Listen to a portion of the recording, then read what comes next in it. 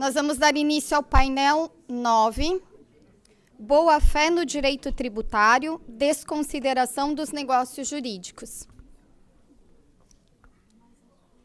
Convido para compor a mesa o excelentíssimo ministro João Otávio de Noronha, do Superior Tribunal de Justiça.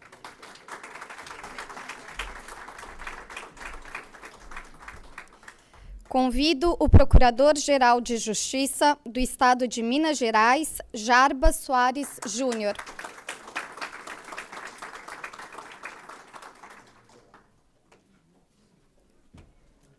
Convido também o professor Franco Paparella, da Universidade La Sapienza di Roma.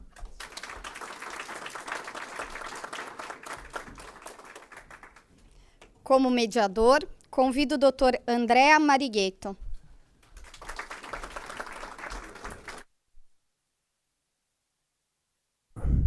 Bom dia a todos.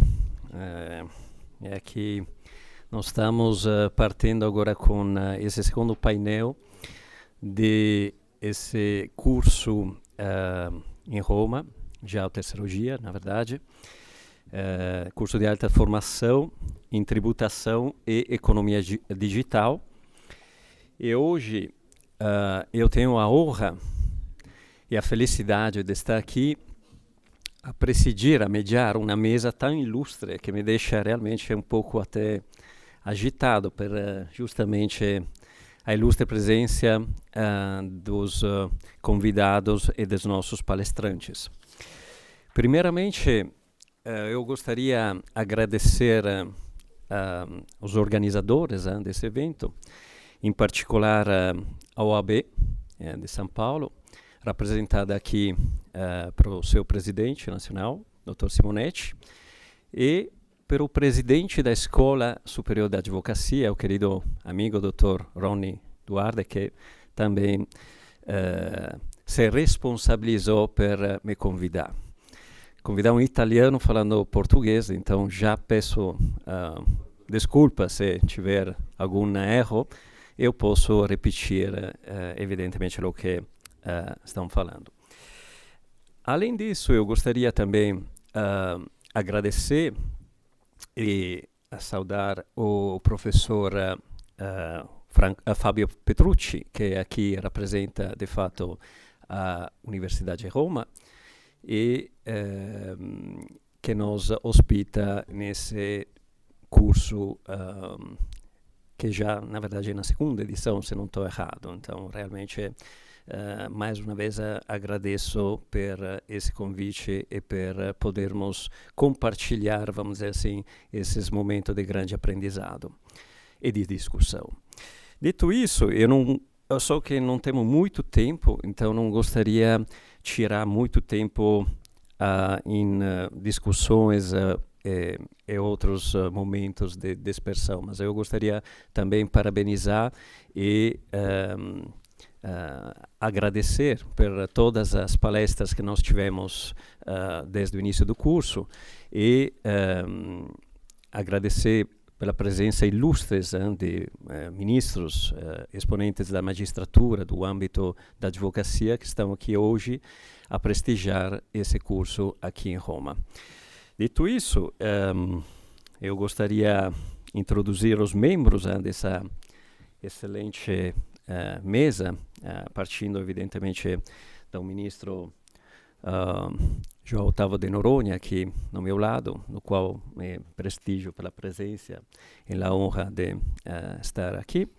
O Procurador-Geral da Justiça de Minas Gerais, Dr. Jarbas Soares Júnior. E o professor Franco Paparella, aqui da Casa La Sapienza, em Roma. Antes de tudo, eu gostaria, però, roubar, vamos dizer assim, alguns minutos aos excelentes palestrantes para tentar contextualizar e responsabilizar, ao mesmo tempo, o nosso painel. Assim, uma forma de publicidade, se poder aceitar, vamos dizer assim, essa provocação. A boa-fé no direito tributário e a desconsideração dos negócios jurídicos. nós vemos ao longo desse curso, partindo do primeiro dia, com as excelentes palestras dos ministros do Supremo Tribunal Federal, em particular o ministro Barroso, o ministro Lewandowski, o professor Lewandowski, sempre nosso professor Lewandowski, que realmente nos deixaram destacar, a meu modo de ver, 3 pontos. O querido amigo Bichara falou antes de 3 partes da exposição. Eu realmente quero destacar só 3 pontos que eu acho que vão ser relevantes para contextualizar esse painel. Primeiro, o desenvolvimento econômico, tecnológico e digital. Nós estamos, de fato, assistindo a uma velocidade nas modificações da realidade. Nós estamos assistindo, de fato, a uma alteração de alguns paradigmas que, ao longo do tempo, o ministro Barroso lembrava de muito tempo atrás, mas a colocação, acho que não foi, vamos dizer assim, foi provocatória justamente por mostrar que os últimos anos esse tipo de desenvolvimento acelerou muitíssimo, ao ponto que muitas vezes o direito ficou atrás. Por isso a necessidade hoje de discutir, debater qual tipo de direito nós podemos modificar ou aplicar a essas mudanças que tão velocemente estão correndo. A palestra do nosso professor Celotto nos assustou. Eu pessoalmente fui assustado, eu não sabia da velocidade com qual nós estamos vendo entidades parecidas a estados que, na verdade, não são entidades estatuais, mas são entidades públicas. Isso nos leva, evidentemente, a uma responsabilização do direito em relação a essa velocidade de mudança, em relação às grandes empresas, em particular. E ali queria destacar rapidamente que não é somente as empresas da tecnologia, mas são todas as empresas. Aqui os panelistas irão especificar, mas o Minimum Global Tax, o segundo pilar na comunidade europeia, não aplica-se exclusivamente às empresas tecnológicas, mas todas as empresas que têm também muito mais a ver com o humano, por exemplo, dos bens necessários. E aí eu passaria ao segundo ponto que eu queria destacar, que então esse impacto desses factos novos nos leva a pensar e ver essa digitalização como uma entidade separada do que nós consideramos humanos. Ou seja, nós estamos vendo com uma determinada atenção, com uma preocupação, o que hoje nós estamos chamando de inteligência artificial. E não é errado isso, tanto é que nós estamos vendo que a preocupação é aquela que tome em conta da própria pessoa. No âmbito tributário, é o desafio que nós estamos discutindo hoje, mas pense ao direito trabalhista, ao direito consumidor, ao direito, vamos dizer assim, de tutela da própria pessoa. E terceiro ponto é a pessoa. Como o ministro Lewandowski lembrou muito bem, no final, tudo tem que ter uma função. E, realmente, eu acredito, assim, são positivos, assim, em acreditar que esse diálogo, esse debate vai ser importante, justamente porque nós temos que encontrar uma união, aqui tem a professora Cláudia Lima Marques, que nos escuta. Eu gostaria de roubar uma expressão da doutora, dizendo que, na verdade, é um diálogo que nós temos que criar, justamente entre essas, vamos dizer assim, realidades que nos acompanham hoje, para criar justamente uma proteção até ao humano. Aí, lembrando também a palestra do professor Humberto Ávila, que lembrou daquele escudo, não, daquela pessoa, justamente a indicar que tem que ter uma proteção ao indivíduo. Mas, dito isso, eu acredito que, então, a boa-fé, que nós hoje vamos discutir no âmbito do direito tributário, seja um dos mecanismos que nos irá permitir e nos facilitar esse encontro, esse diálogo, justamente entre o que é o digital e o que é humano, a tutela da pessoa.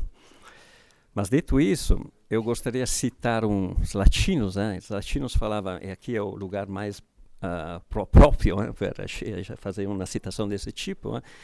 Ubi maior minor cessat. Então eu daria imediatamente a palavra ao maior, né? E peço ainda desculpa per ter tomado algum tempo sim de apresentação dos ministros e outros participantes da mesa, mas eu achei importante fazer essa contextualização até para mostrar que a boa-fé não é somente, vamos dizer assim, uma narrativa que acompanha o desenvolvimento do direito, mas é, de fato, uma função que nos permite o desenvolvimento do direito. Dito isso, eu passaria imediatamente a palavra ao ministro Noronha e peço ainda desculpa por ter tomado o tempo mais importante. Eu, inicialmente, gostaria de saudar todos os integrantes da mesa, começando pelo professor André Magreto, nosso já velho conhecido e querido amigo, o procurador Jarbas Soares, que não é um homem mais feliz porque torce para o Atlético Mineiro, então está sempre cheio de decepções, e o professor Franco Paparelli, é um prazer. Quero também saudar, primeiro, o professor Eduardo Maneiro, que foi gentilmente nos convidaram um civilista para falar sobre direito tributário. Saudar aqui a minha colega Regina Helena, eleita pelo critério de beleza no Superior Tribunal de Justiça. Quero saudar os meus colegas, ministro Mauro Campos e Reinaldo Fonseca, eleitos pelo critério do saber jurídico, porque esse critério oscila no Superior Tribunal de Justiça.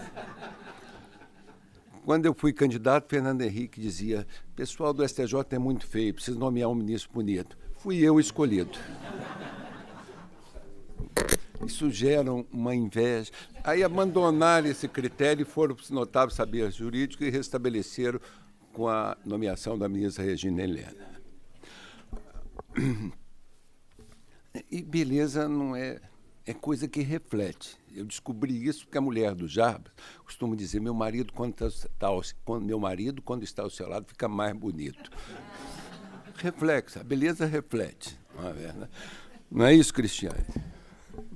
Bom, quero saudar o nosso querido ministro do Supremo Tribunal Federal, sempre ministro do Supremo Tribunal Federal, ministro Lewandowski, que é essa inteligência sempre presente em dos eventos da magistratura e da advocacia. Eu digo que o Lewandowski é um paradigma de juiz, né? Então, tê-lo aqui é um prazer muito grande. Eu quero saudar também as meninas do direito tributário, que eu convivo há 20 anos, quando tomei posse no STJ. A Betina, a Merielbe, né? A civilista, minha querida civilista, Cláudio Lima Mar, que uma vez levou um susto no evento realizado no Banco Central. Eu tenho a fama que não gosto do consumidor, que não é verdade. O dia que for comemorar 20 anos de Código Tributário Nacional, os precedentes de defesa do consumidor eram todos meus. E o Benjamin sempre me maltratando em termos de imagem, dizendo: o ministro Noronha não gosta do consumidor. Mas a Cláudia Lima Marques, que é uma inteligência que a gente admira e admira de muito tempo. E não poderia deixar de saudar essa figura reconhecida nacionalmente, a mais querida, uma das mais queridas do Largo de São Francisco, eterno mestre de todos nós, professor Té Sampaio, né? Sempre querido.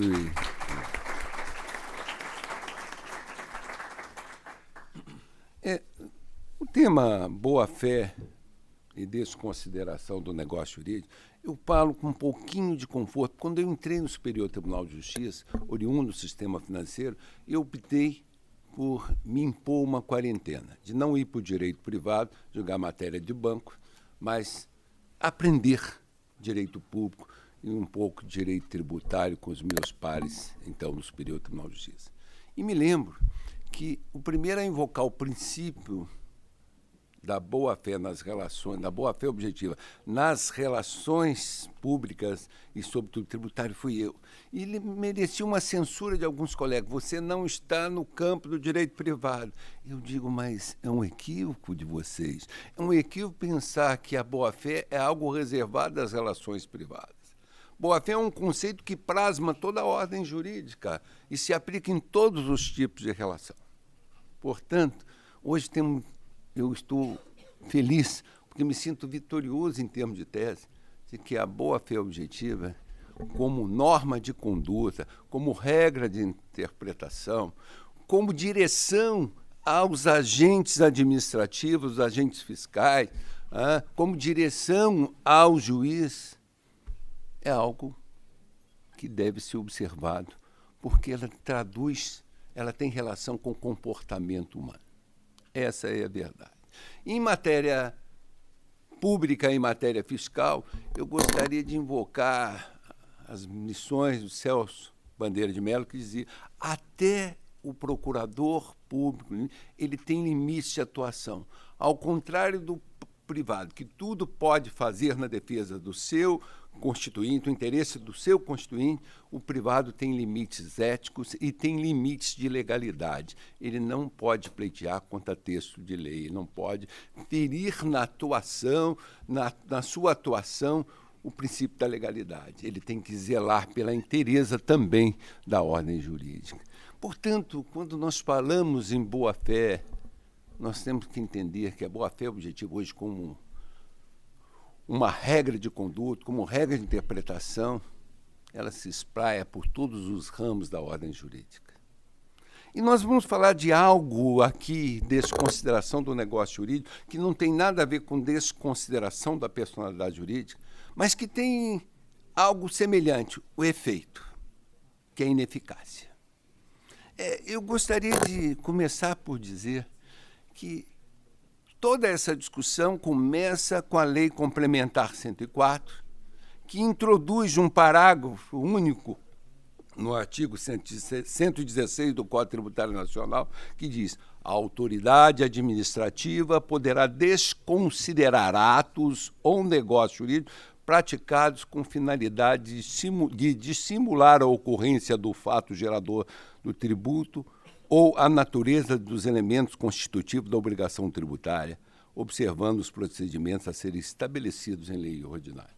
Olha bem, o que o legislador fez? Alguma novidade na ordem jurídica? Nenhuma. Ele trouxe para o Código Tributário Nacional uma figura do direito civil. Aliás, como eu falo com prazer em Roma, onde tudo começou. A inteligência romana é que institucionalizou o direito, que sistematizou o direito.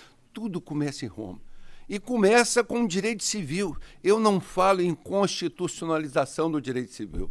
Eu falo em civilização do direito constitucional. Eu vejo com um outro ângulo. Na realidade, o que fez o legislador?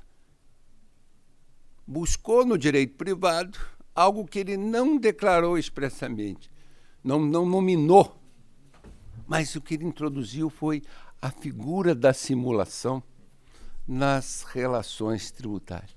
Aliás, observe bem, a gente batiza no campo do direito público institutos de direito privados com outros nomes. O que é fato gerador? É um fato jurídico carimbado pela norma tributária, pela norma fiscal. Fato gerador é outra coisa, não é que um acontecimento da vida considerado pelo direito e especialmente pela norma tributária. Tal qual o fato jurídico, que é um fato, um acontecimento da vida, carimbado pela regra jurídica, como diz Pontes Miranda. Carimbar significa fazer incidir a norma sobre o fato. Não é verdade? Então, observe, o que nós temos no campo tributário são regras de direito público, regras estabelecidas pela legislação tributária, incidentes sobre fatos. E quando nós examinamos o Instituto da Simulação no Código Civil, nós vamos verificar que no Código Civil, no artigo que trata da matéria, no Código Civil, a simulação tem como consequência a nulidade do negócio jurídico. observe bem, nulidade do negócio jurídico no novo Código Civil. No Código anterior era nulabilidade. O Código Civil brasileiro, o novo Código Civil brasileiro, perfilhou a melhor doutrina, perfilhou o melhor sistema, que é o sistema germânico, que é o sistema italiano, de considerar a simulação como causa de nulidade, por ferir ordem pública. Aliás, o sistema civil é muito criativo e muito técnico na diferenciação entre anulabilidade e nulidade. Se o fato praticado se fere interesse público, é caso de nulidade. Se fere interesse privado, é caso de anulabilidade. E aqui, o legislador tratou, no Código Civil, no artigo 167, ele tratou a simulação como causa de nulidade. Mas, observe, o artigo 167, ele tem um dispositivo final. É nulo o negócio jurídico simulado, mas subsistirá o que se dissimulou, se válido for na forma, se válido for na substância e na forma.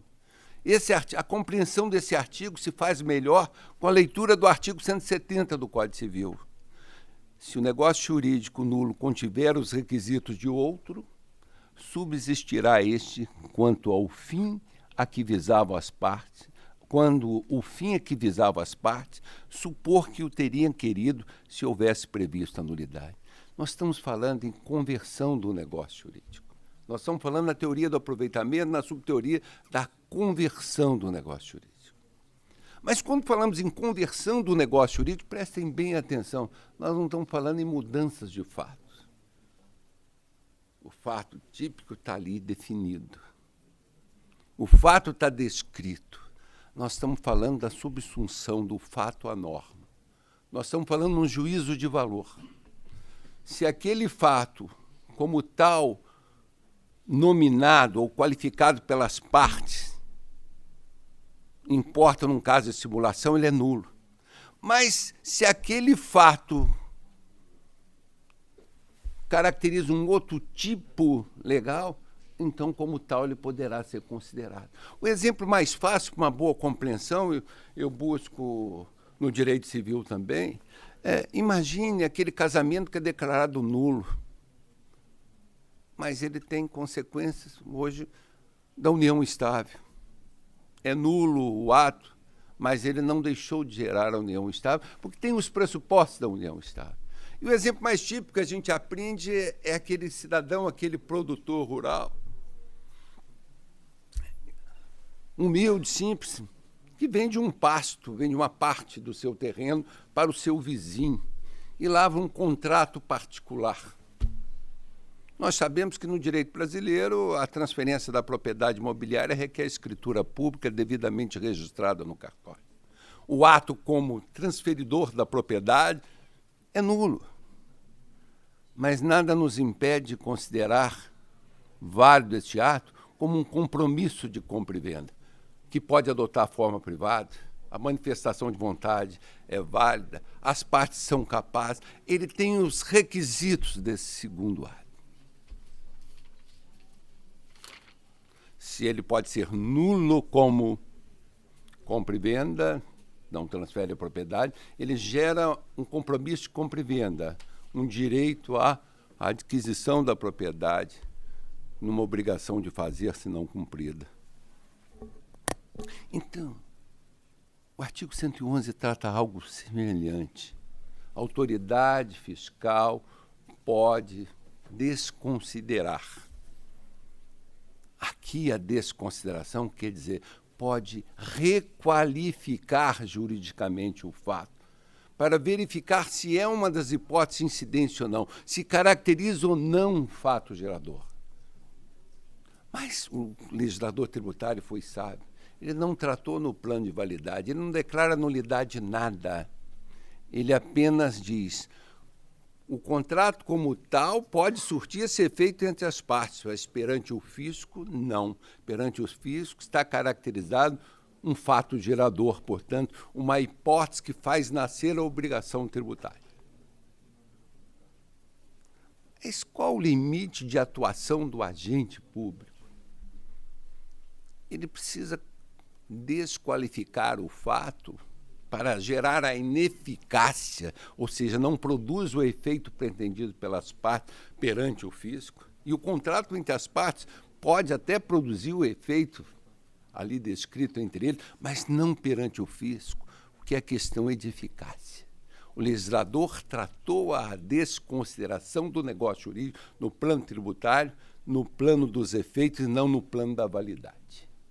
Se a simulação, o Código Civil tratou no plano da validade, reputando-a nula, no Código Tributário, reputou o legislador ineficaz, tratou no plano dos efeitos.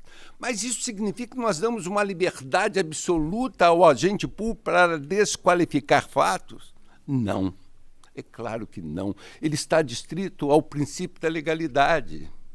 Ele só pode desqualificar esse fato se de fato ali não se trata de uma hipótese de evasão fiscal e não de elisão fiscal. Na elisão fiscal, o fato gerador não se constitui.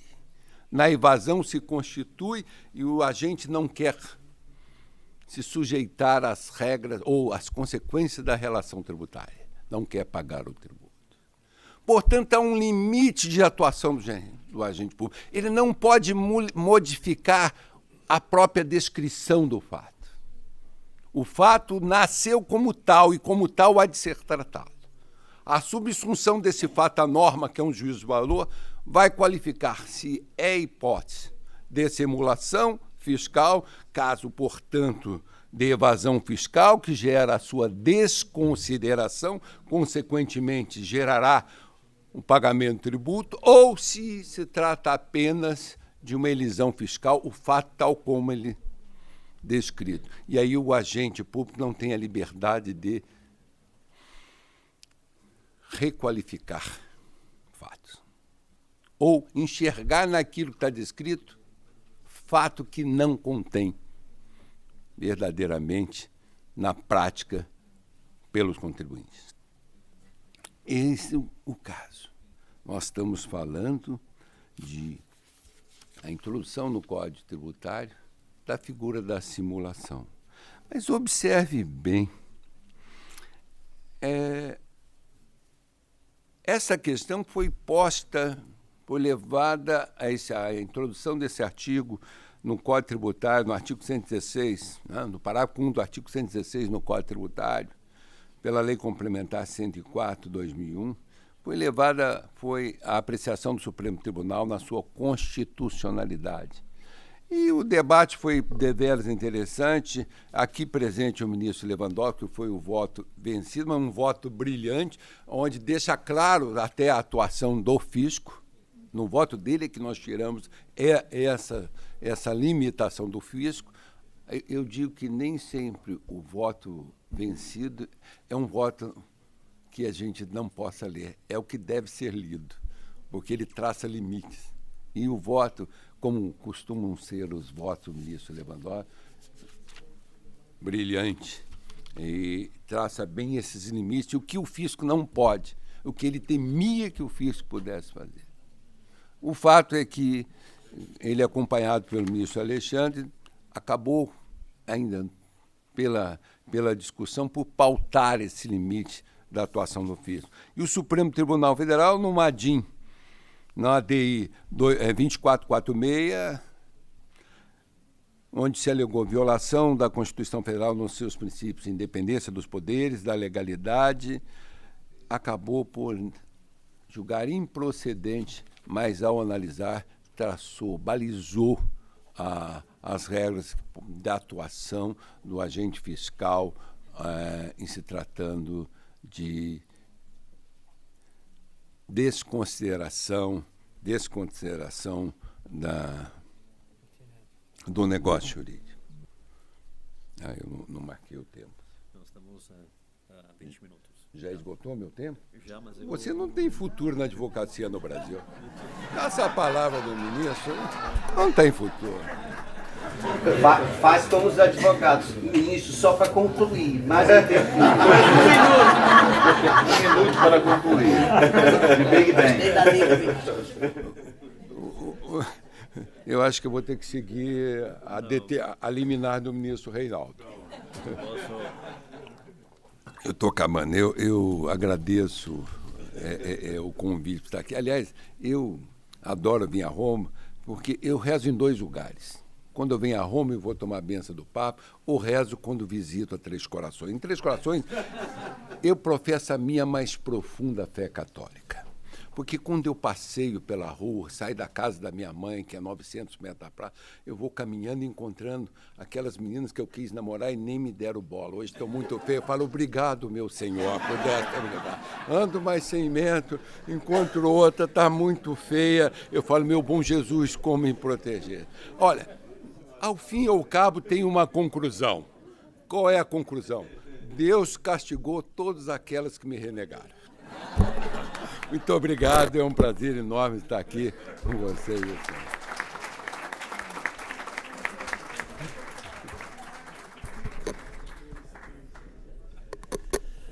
Ministro, muito obrigado. Realmente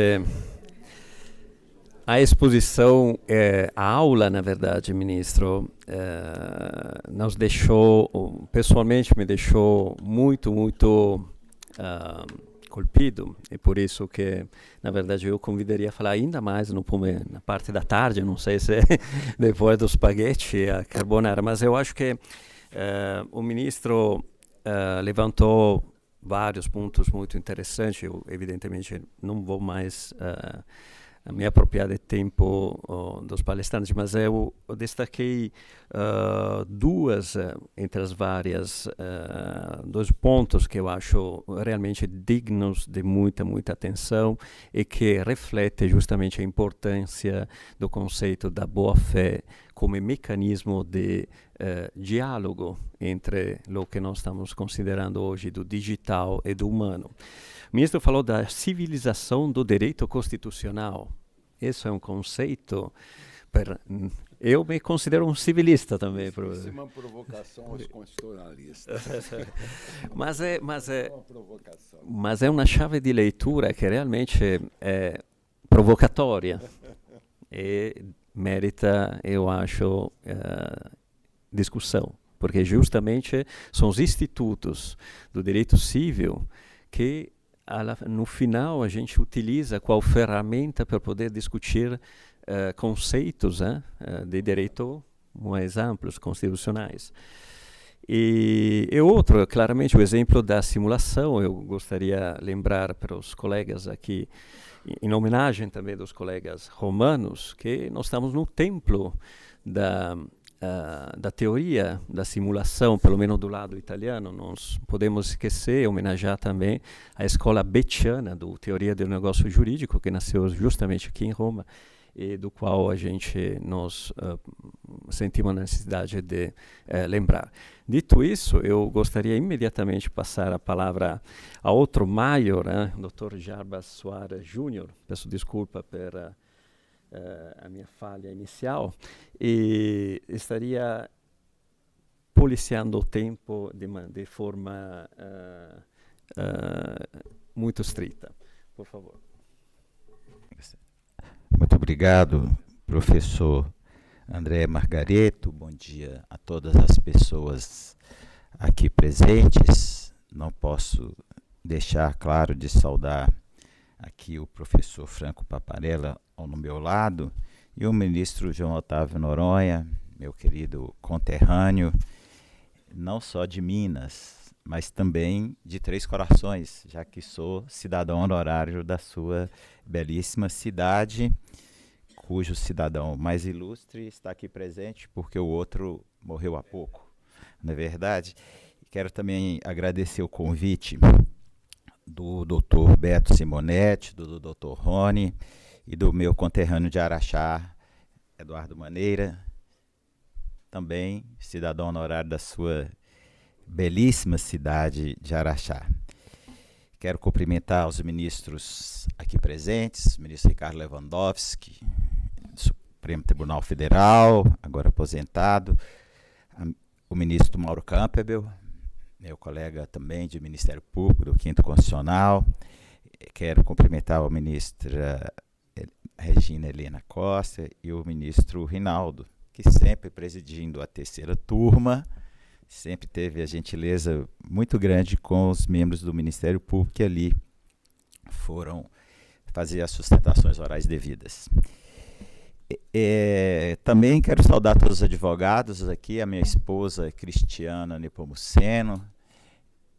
Normalmente eu não saúdo a minha esposa nos eventos do Ministério Público, que pode parecer que estou ali fazendo uma propaganda da advogada. Como é que ela não tem nenhum cliente para ela, eu posso saudá-la perfeitamente aqui nesse evento.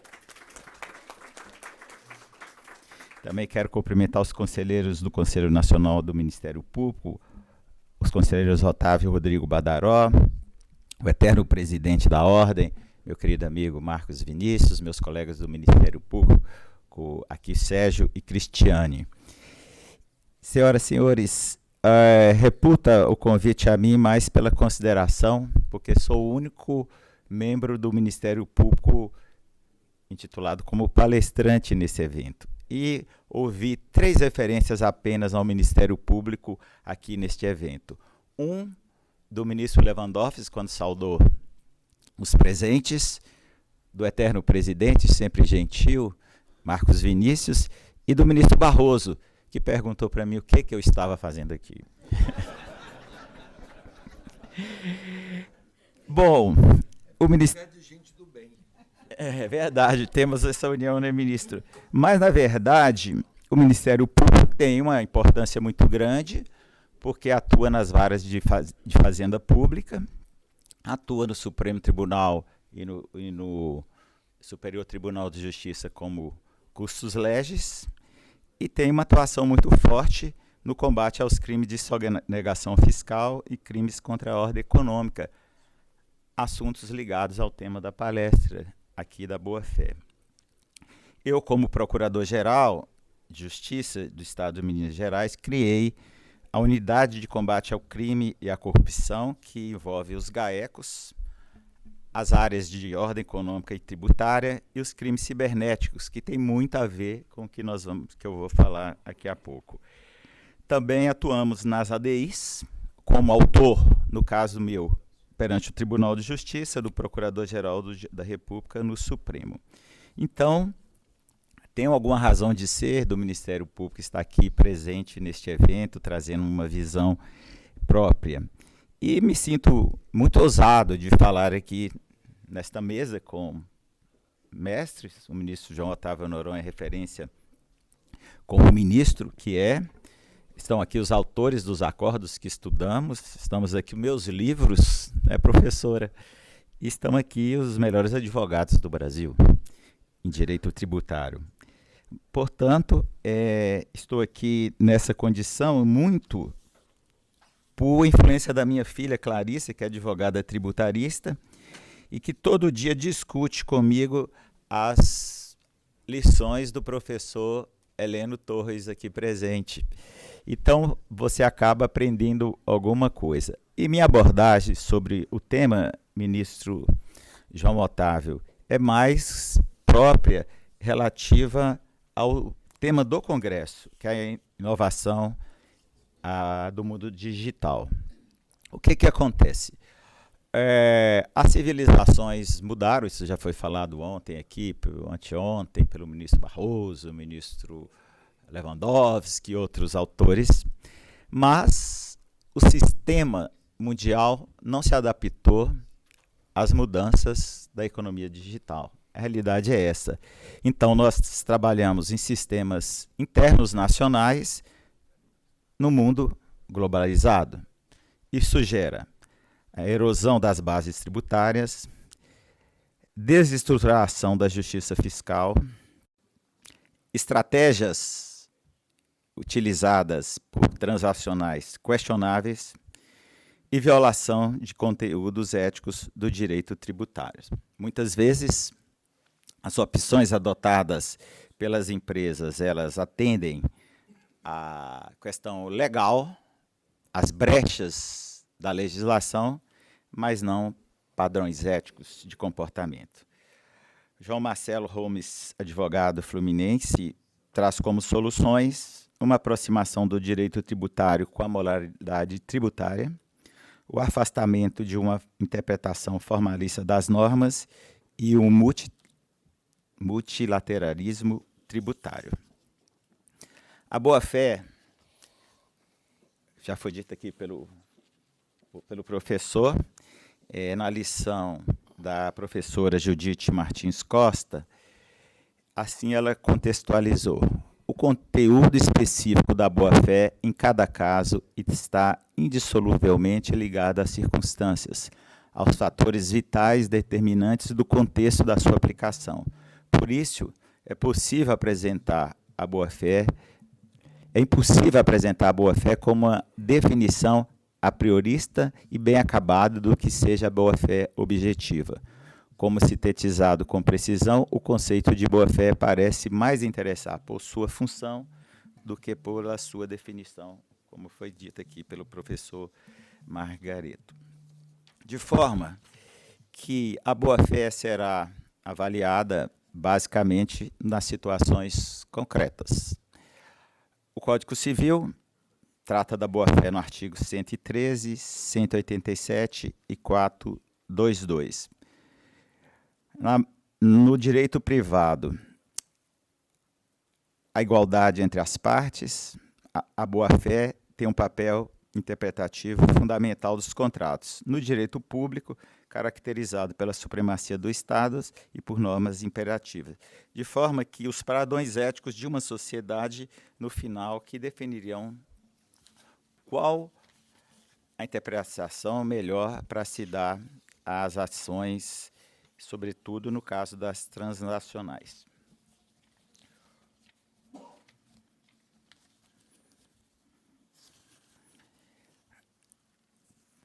Chego, então, ministro João Otávio Noronha, na questão do planejamento tributário. O planejamento tributário, aqui estamos diante dos advogados mais especializados do Brasil, pode ser lícito ou abusivo. O abusivo, as empresas utilizam, sobretudo de paraísos fiscais, para ter uma tributação menor, sem compromissos com a sociedade consumidora daquele país, para obter ganhos financeiros. Nós aqui no Brasil temos uma jurisprudência pouco desenvolvida na questão da boa-fé no direito privado. Eu trago aqui o RESP 1.472.761, relatou o ministro Mauro Campbell, e os precedentes do CARF, que eu ia apresentar aqui na apresentação. No entanto, tendo em vista que eu tenho que economizar o tempo das palestras, eu vou deixar aqui para quem quiser ter acesso a ela. Bom, nesse contexto, as economias mundiais devem trabalhar um sistema tributário internacional que possa trazer um equilíbrio dessas relações tributárias, de maneira que, ao nosso sentir, de todos os estudos que nós fizemos, é preciso que as empresas transnacionais tenham exatamente a compreensão de que a sua ação deve estar vinculada aos objetivos sociais da ação das próprias empresas. De maneira que eu quero aqui encerrar, agradecer a oportunidade de poder participar dessa mesa e deixo aqui a nossa apresentação para quem quiser ter acesso a ela. Muito obrigado.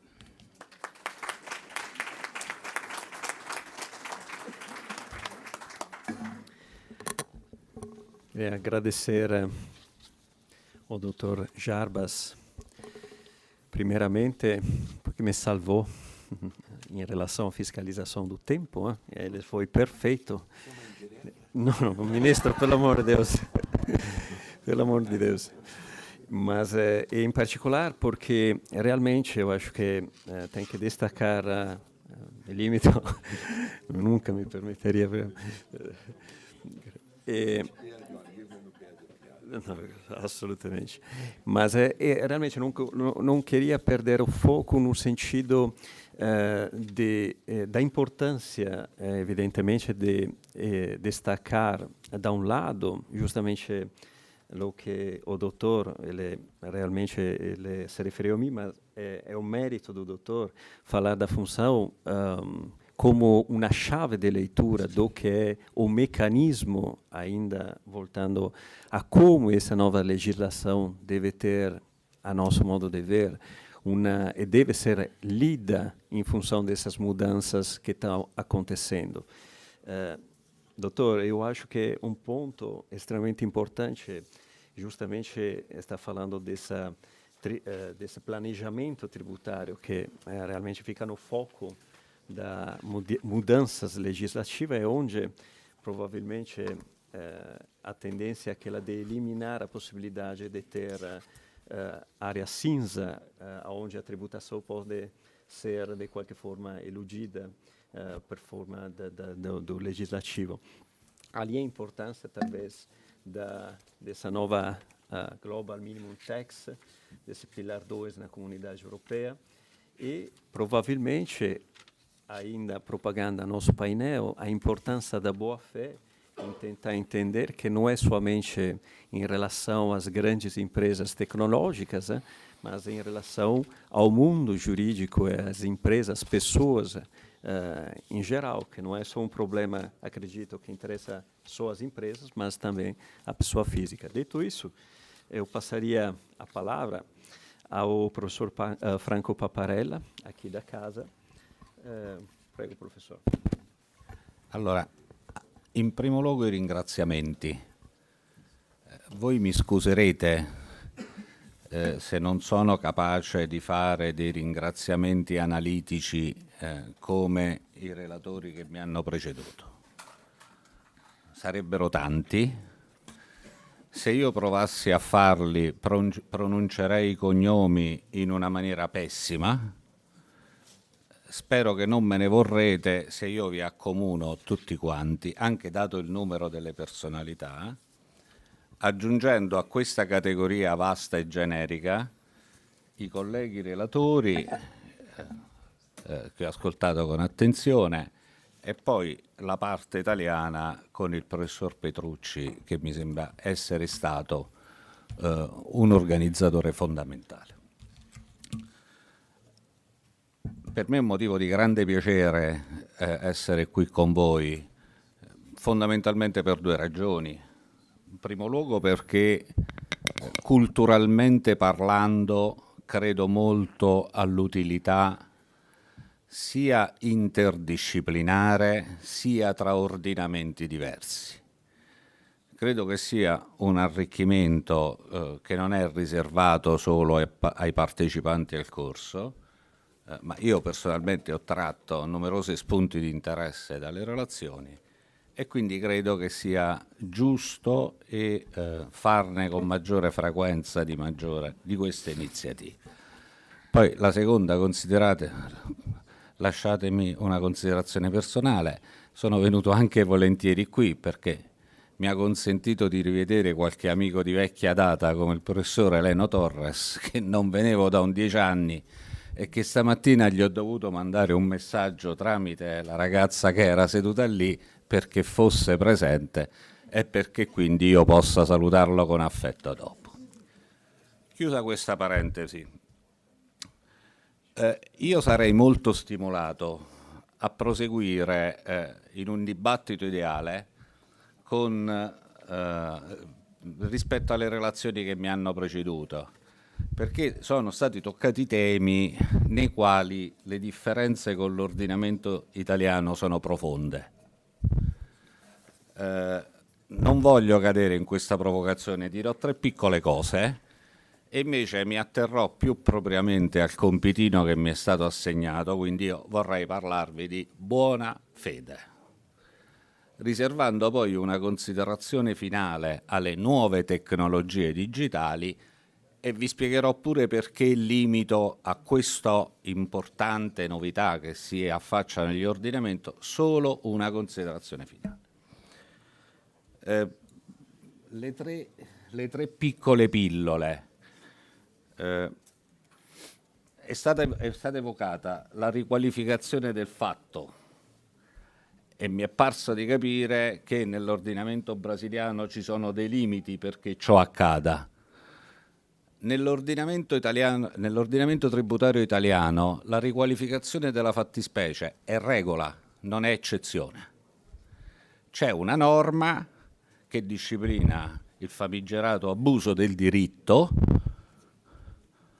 che consente all'amministrazione finanziaria di prendere un negozio stipulato dalle parti e considerarlo solo ai fini fiscali sotto altra veste.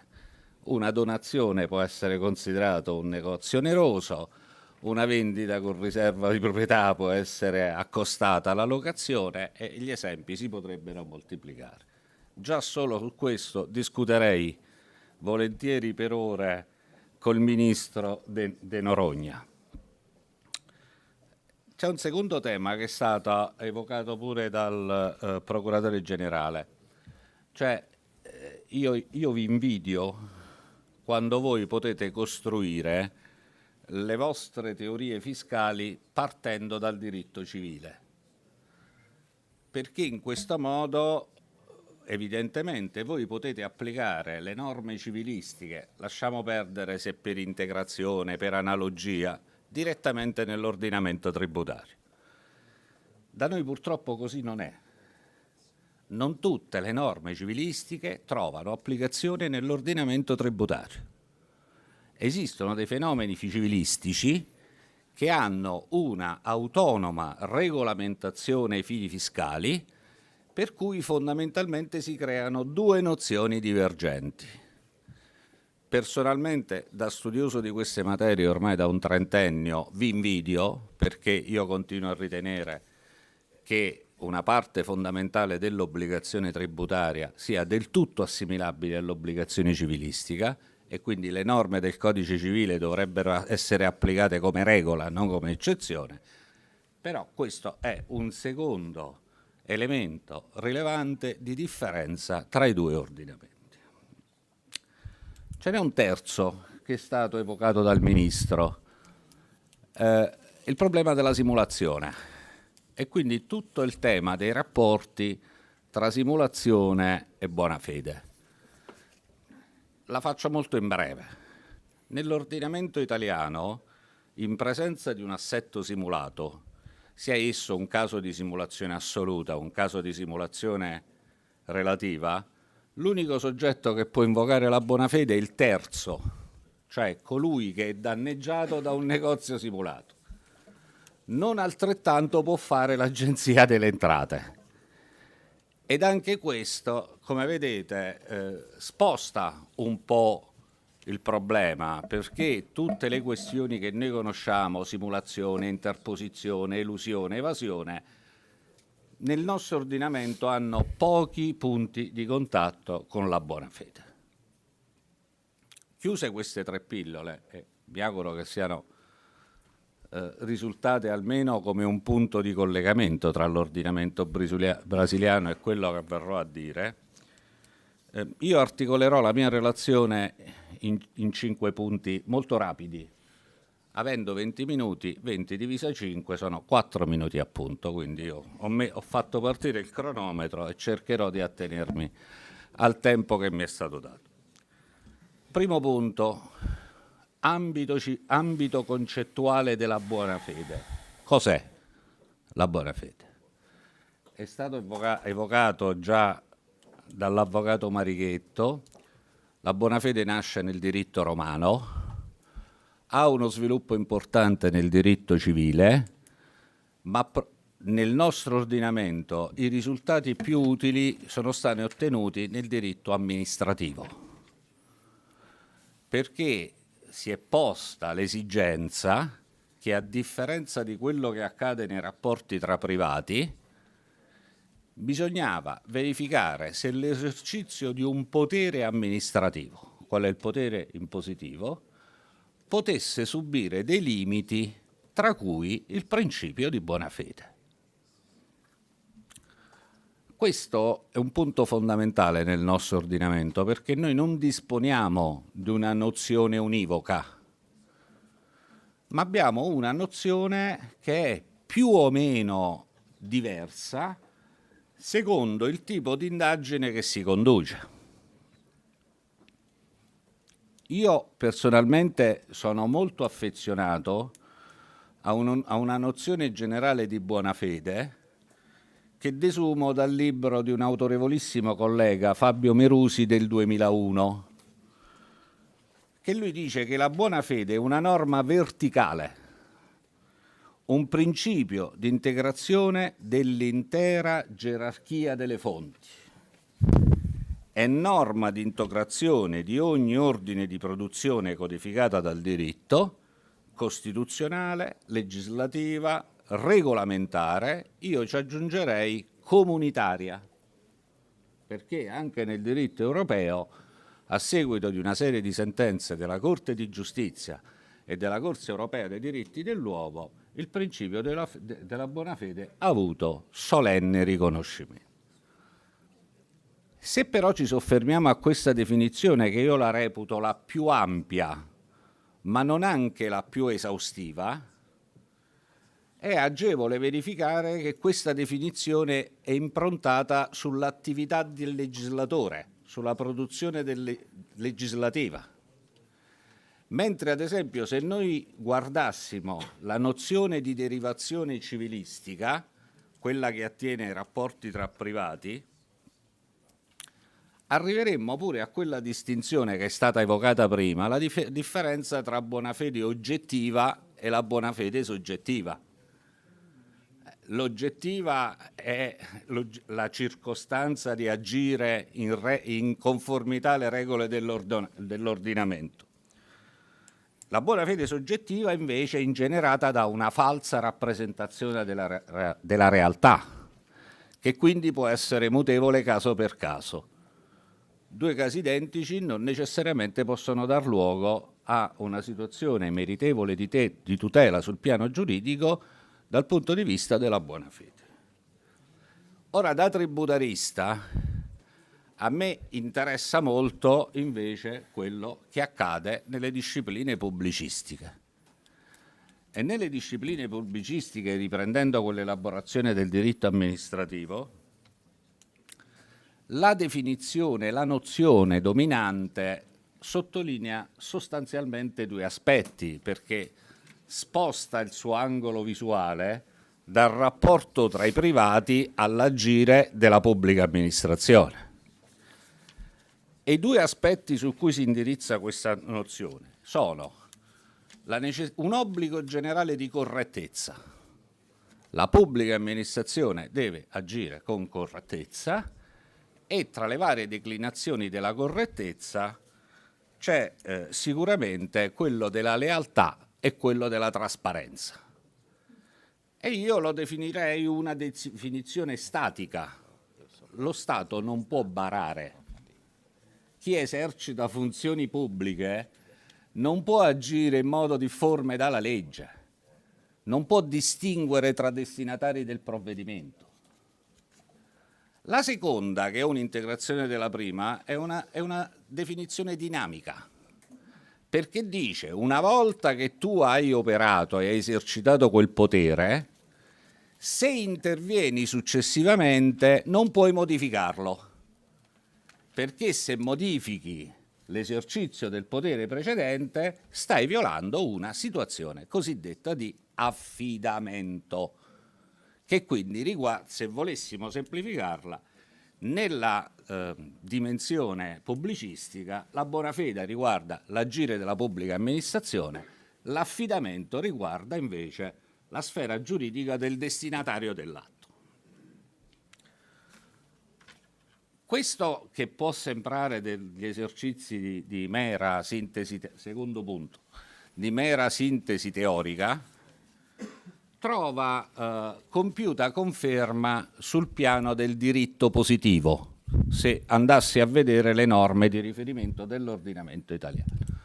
Ripeto, io trascuro volutamente il diritto europeo e indirizzo più l'attenzione sull'ordinamento interno. Allora, esiste un problema, come dire, di copertura costituzionale, come dire, il primo rango della gerarchia delle fonti. Allora, sembrerebbe abbastanza pacifico che la buona fede abbia autorevoli riferimenti costituzionali, c'è qualche divergenza in dottrina sugli articoli di riferimento. E questo è comprensibile, perché la differenza dipende sostanzialmente dal tipo di nozione che si accoglie. Se si accoglie una definizione pubblicistica, i riferimenti sono altri rispetto alla definizione privatistica. In sostanza, in genere si richiama l'articolo 2, il principio di solidarietà, che opera soprattutto nei rapporti tra privati. In altri casi si richiama l'articolo 28 della Costituzione, che dispone la responsabilità dei funzionari e degli enti pubblici, responsabilità che è civile, penale e amministrativa. Dal mio modesto punto di vista il riferimento più corretto è l'articolo 97 della Costituzione, che è la norma principale in ragione della quale opera la pubblica amministrazione e quindi pure l'erario nei suoi rapporti con i contribuenti. Mi sembra invece molto minoritario l'orientamento che sostiene che saremmo in presenza di un principio non scritto, perché essendo un principio così declinabile in tante modalità diverse che sarebbe addirittura riduttivo ricondurlo a una norma di riferimento. E questa, come dire, la base costituzionale interna. Se noi andiamo invece alle norme primarie, è uno dei rari casi in cui noi tributaristi possiamo, come dire, vantare un privato rispetto alle norme delle altre materie giuridiche. Perché noi, allo Stato, noi abbiamo due riferimenti precisi. Una è una norma tributaria, un'altra è una norma amministrativa, che però, vi evidenzierò, hanno una base concettuale, una formulazione analoga, quasi analoga, con una piccola differenza, dagli effetti però non proprio irrilevanti. Partiamo dalla prima norma in ordine di tempo. La prima norma in ordine di tempo è una norma tributaria, quindi c'è il primato del diritto tributario questa volta, ed è l'articolo 10 dello Statuto dei diritti del contribuente, il cui comma 1 recita: i rapporti tra contribuente e amministrazione finanziaria sono improntati al principio, al singolare, della collaborazione e della buona fede. Quindi il principio è unico, non sono due principi distinti, ma sono declinati sotto due angoli visuali diversi. È una norma ricognitiva, è una norma che era presente in diversi filoni giurisprudenziali. Vedremo alla fine del mio intervento che questa norma in realtà non è che ha tutta questa grande applicazione. Non so se ho tempo per esaminare il secondo comma, che come dire, è quello un po' più problematico, perché verrebbe da dire, bene, il rapporto tra privato e amministrazione finanziaria deve essere conforme alla buona fede. Cosa accade se la buona fede è violata? Quali sono gli effetti della violazione di questa norma? Gli effetti della violazione di questa seconda norma sono codificati al secondo comma, perché si dice che non sono irrogate sanzioni, quindi se il contribuente opera in buona fede e analoga buona fede non c'è nell'amministrazione finanziaria, il contribuente non è sanzionabile. Mi verrebbe da dire non è solo sanzionabile. Però la norma specifica due situazioni che si collegano all'intervento del Ministro, perché la mancata applicazione delle sanzioni ci sarebbe solo nel caso in cui gli atti dell'amministrazione finanziaria, ancorché modificati successivamente, non siano conformi al principio della buona fede, oppure qualora il comportamento dell'amministrazione finanziaria risulti posto in essere a seguito di fatti, come diceva il Ministro, di fatti direttamente conseguiti a ritardi, omissioni ed errori dell'amministrazione finanziaria. Ora, su questo comma potremmo discutere per ore, ma evidentemente non è questa la sede per farlo. Privilegio la sostanza.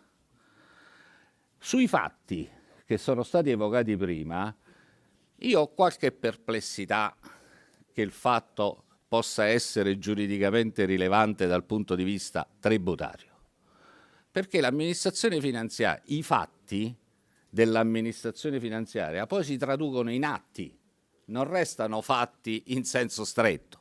Cioè l'amministrazione finanziaria opera attraverso atti, quindi il fatto viene incorporato nell'atto e ciò che io lamento è l'atto, non è il fatto in sé. Poi si dice fatti conseguenti a ritardi, omissioni e errori dell'amministrazione finanziaria. Io in 30 anni non ho mai visto un caso in cui è stato riconosciuto un errore dell'amministrazione finanziaria. Molto più frequente è il caso dell'omissione o del ritardo, vale a dire dell'inerzia. Io rivolgo un'istanza all'amministrazione finanziaria per una questione che presenta pure questioni di urgenza e per anni giace infruttuosamente lì. È corretto che dopo 5-6 anni mi si venga contestata la fattispecie che io ho comunicato in anticipo? Questo è il tema. E sempre su questo, e poi scorro velocemente perché ovviamente voi capirete che sono temi che potremmo stare ore qui a discutere. La seconda questione rilevante di questo secondo comma è: ma in presenza della violazione della buona fede, ma noi siamo sicuri che il rimedio sia solo la mancata applicazione delle sanzioni? E se io pago un tributo che non è dovuto? Anche qui, andando alla sostanza, noi abbiamo un cospicuo filone di giurisprudenza, di Cassazione, risalente tra gli anni 2003-2006, che a un certo punto ha avuto il coraggio di dire: queste due fattispecie non sono tassative, sono esemplificative di un fenomeno potenzialmente più ampio. E dunque le sanzioni si riferiscono a queste due fattispecie. Sul resto si può pervenire alla disapplicazione del tributo. Non è che se io pago un tributo in violazione della buona fede, il tributo resta acquisito, non mi si sanziona solo. Prendo però purtroppo malacuratamente atto che a fronte di questo filone giurisprudenziale che era stato salutato con favore dalla dottrina, nell'ultimo periodo la Cassazione ha invertito la tendenza e quindi fa prevalere il dato strettamente testuale, perché oggettivamente il secondo comma si riferisce solo alle sanzioni. Evidentemente che se questa fosse la conclusione finale occorrerebbe che intervenga il legislatore e dire: non è sanzionabile e non è dovuto il tributo nei casi in cui, su questo dirò qualche iniziativa. Io sulla norma interna mi fermerei qui, non perché non avrei altro da dire, perché il tempo non lo consente. Mi limito però a dirvi una penultima cosa. E la penultima cosa è che la seconda norma di riferimento è una norma che è apparsa solo nel 2020 nella legge generale sul procedimento amministrativo, che è una legge generale a cui noi fiscalisti facciamo spesso di riferimento per quanto riguarda il profilo del procedimento. E nel 2020 è stato integrato l'articolo 1, che è l'articolo più importante, con un comma 2 bis che recita sostanzialmente così. Io vi ho citato quella fiscale, ora vi cito quella amministrativa, che è i rapporti tra il cittadino e la pubblica amministrazione, primera, tra contribuente e amministrazione finanziaria, quindi la stessa cosa, sono improntati, stessa formula, ai principi, qui al plurale, non è al singolare, della collaborazione e della buona fede. Cioè, dato lo stesso fenomeno, la legge originaria considera collaborazione e buona fede un unico principio, la legge successiva, copiata dal diritto tributario, le accomuna. Fate voi le conseguenze. 2 minuti. Allora facciamo così.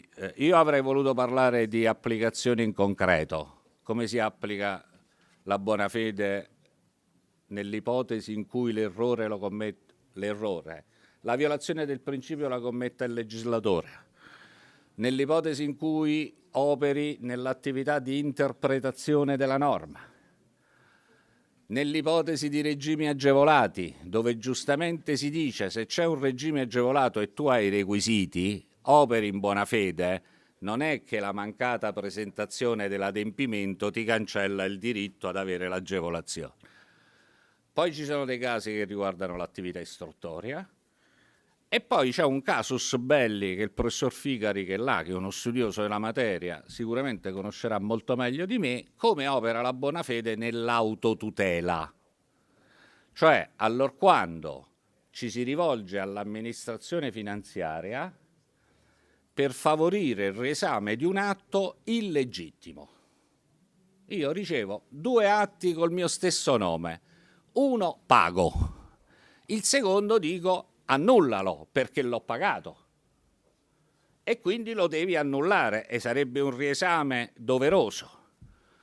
Su questa roba qua la nostra Corte di Cassazione dice che non è un caso in cui l'attività è vincolata e quindi saremmo rimessi alle grazie dell'amministrazione finanziaria. Allora, vado all'ultimo punto prima della pillola finale e volevo ragionare con voi, date queste nozioni diverse, riferimenti normative con formulazioni lievemente diverse, problematica applicazione in sede giurisprudenziale, volevo capire con voi se il disegno di legge delega di riforma dell'ordinamento tributario che è in discussione in Italia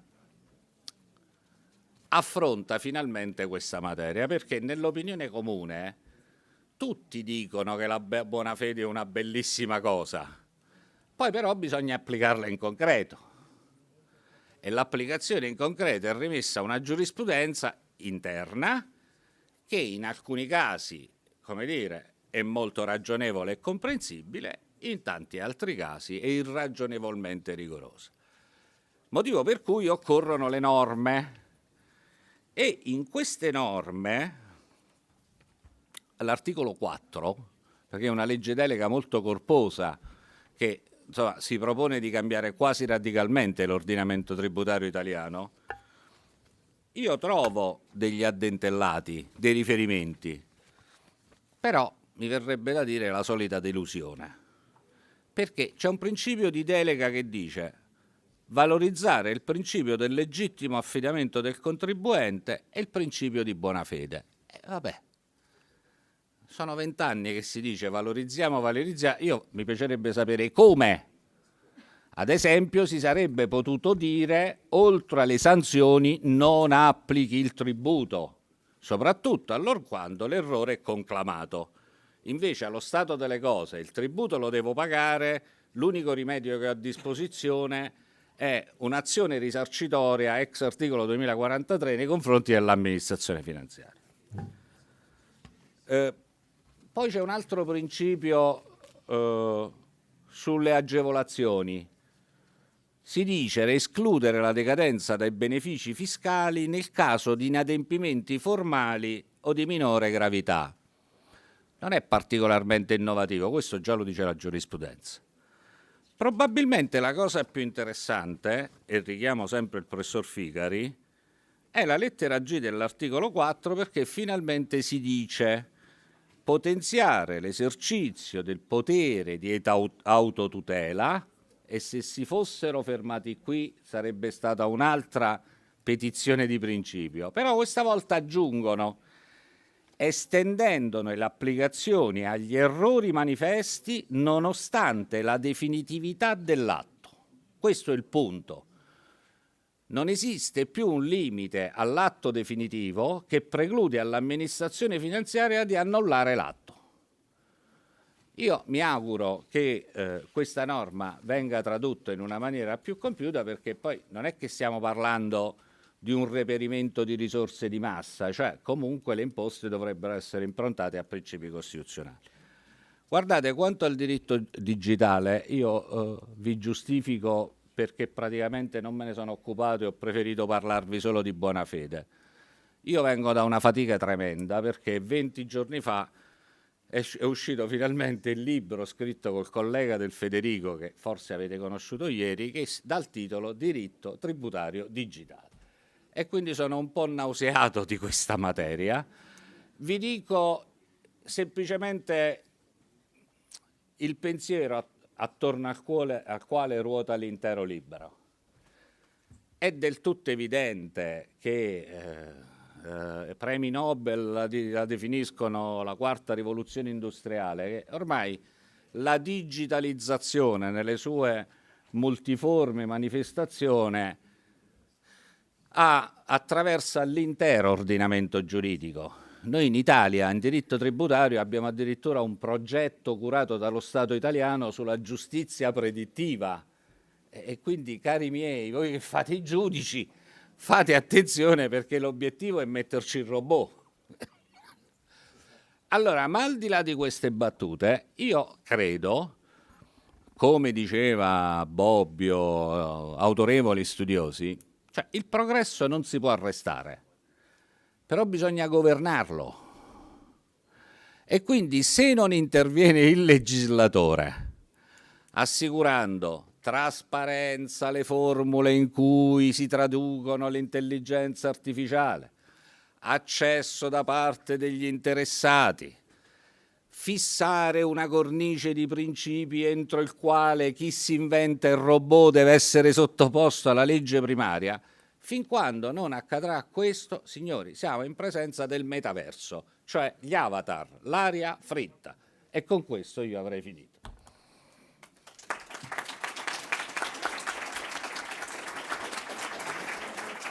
Muito obrigado, professor Paparella. É muito importante essa importância da interdisciplinariedade das matérias e a experiência comparativa entre os vários ordenamentos. Eu pediria, se for possível, ao Dr. Jarbas também de integrar um pouquinho a sua exposição, na verdade, porque nós temos ainda 10 minutos de tempo, assim, úteis, e realmente ele foi muito fiscal e extremamente objetivo na exposição. Eu gostaria que fosse...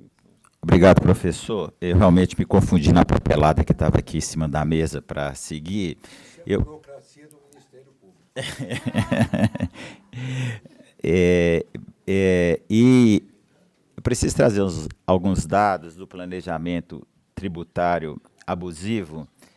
Aqui nós estamos diante de consultores, advogados, dessa equação planejamento tributário abusivo, boa-fé, compromisso social das empresas e moralidade tributária.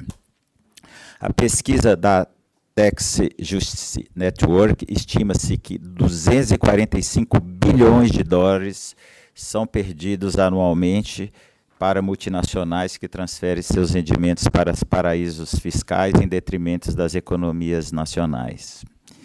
Segundo a OCDE, estudo de 2015, o planejamento tributário abusivo gerou perdas de 100 a 240 bilhões de dólares, confirmando os estudos já citados. A Oxfam estima que 100 bi foram dos países em desenvolvimento, foram recursos retirados da educação, da saúde, da mobilidade. O estudo do painel revela também que nos países mais pobres, 65% da renda que é desviada vem de elusão ou evasão fiscal, e só, é muito, mas só 5% da corrupção. Também esses estudos demonstram que a queda da arrecadação não advém de esquemas fraudulentos, mas das lacunas das normas e dos benefícios. A Amazon, a Apple, a Microsoft, a Google, a eBay, Yahoo e Facebook faturaram em 2012 7 bilhões e 700 milhões de reais no Reino Unido, mas recolheram apenas 43,75 milhões em impostos sobre a renda, o que representa 0,6% do faturamento. Descobriu-se nesse estudo do parlamento inglês que o lucro foi transferido do Brasil, do México e da França, principalmente para Luxemburgo, onde obtinha uma tributação de 0,25%. E as empresas, elas começaram a mudar o comportamento a partir do trabalho do Comitê de Contas do Parlamento Britânico, que convocou os representantes da Amazon, da Google e Starbucks para explicarem seus planejamentos tributários agressivos lá no parlamento inglês. Na ocasião, a deputada Margaret Hodge questionou o senhor Matt Brintes, vice-presidente da Google. Nessa discussão que se chegou a esse debate internacional que está fazendo com que as empresas modifiquem seus comportamentos. Questionado, o vice-presidente da Google disse o seguinte: como qualquer empresa, somos obrigados a fazer duas coisas. Jogar dentro das regras. E quando você se estabelece internacionalmente, você precisa tomar decisões sobre como proteger sua propriedade intelectual e como a organizar. E, em segundo lugar, gerenciar nossos custos de forma eficiente a fim de satisfazer nossos acionistas. A deputada o interrompeu. Então, você está minimizando os seus impostos, mesmo que seja injusto para os contribuintes britânicos? Ele respondeu: não é injusto para os contribuintes britânicos. Nós pagamos todos os impostos que vocês requereram. No Reino Unido, pagamos 6 milhões de impostos no ano passado. Daí a deputada concluiu: nós não estamos acusando vocês de serem legais, nós estamos acusando de serem imorais. A partir desse debate, a Starbucks transferiu a sua sede fiscal de Amsterdã, conhecido paraíso fiscal, para Londres. Então, de tudo que se foi falado da boa-fé, na verdade, o que se exige das empresas hoje mundialmente, daí a Starbucks ter revisto a sua posição, foi exatamente esse compromisso social com as sociedades que são dos consumidores que abastecem essas próprias empresas. Daí porque, concluindo aqui, não quero tomar mais que 2 minutos, o trabalho do Ministério Público é muito importante, porque nós combatemos a sonegação, a elisão e a evasão fiscal. Obrigado. Muito obrigado. Realmente o problema do sanduíche irlandês foi um problema muito sério. O que lembro era credo fosse Google, 0.0.0.97 de imposição tributária, realmente era uma coisa... Mas eu gostaria de encerrar realmente esse... Eu só gostaria de... Elisão fiscal é tudo lícito, não se combate elisão fiscal. Nós combatemos a fraude fiscal. Então, evasão. Evasão. Evasão. Agora, o que a gente tem que concluir nesses casos é uma falha do sistema. Quer dizer, o sistema não se planejou bem normativamente. Há um problema de normatividade que permitiu tudo. Aliás, os agentes econômicos trabalham exatamente com a inteligência humana, não com a inteligência artificial. Eles buscam o caminho de pagar, de maximizar o lucro do capital. Tudo aí é legal. Aliás, eu digo, sem ambição humana, nós não teríamos desenvolvimento. É a vontade de ser melhor, cada vez melhor, esse egoísmo, esse sentimento egoístico, que faz com que a humanidade cresça. Então, a única coisa que nós precisamos saber é dosar, é limitar esse egoísmo e fazer com que ele atue não em benefício só de quem é egoísta, mas da sociedade como um todo que se beneficia. Então, num ambiente de competitividade, a elisão fiscal é algo salutar para que as empresas se mostrem competitivas. Só essa observação que eu gostaria de fazer neste caso. Muito obrigado, ministro. Faço as conclusões, na verdade, do ministro, porque realmente eu acho que ele sintetizou, de fato, o pensamento, que eu, na verdade, queria resumir em 2 palavras, ministro. Diálogo, um diálogo realmente global, porque esse é um assunto, na verdade, que não envolve exclusivamente a jurisdição de um único país, mas é uma discussão que tem que ser global, senão não adianta. E a outra é a função, que, na verdade, nós temos que lembrar que toda essa discussão nasceu por multinacionais, verdade, mas multinacionais da tecnologia. E nós temos que entender que existem várias empresas e várias funções que são exercidas por essas empresas. Então, o diálogo deve ter que considerar, vamos dizer assim, e concretizar os interesses e os balançamentos dos interesses na comunidade inteira. Então, dito isso, eu, mais uma vez, me honro da presença dessa mesa, no qual eu aprendi várias colocações, várias aulas, e espero que tenha sido interessante e útil ao desenvolvimento e à continuidade desse curso, muito importante, e que logo terá também sua terceira edição. Dito isso, gostaria de citar o Hemingway, que falava que a coisa mais importante é o vinho, porque é o ato mais de civilização, vamos dizer assim, que existe no mundo. Então, Sabe que eu só tenho um arrependimento na vida. Até os 45 anos eu era abstêmio, só tomava Guaraná. Depois que eu entrei na justiça, passei a beber vinho. Quem me corrompeu foi a justiça.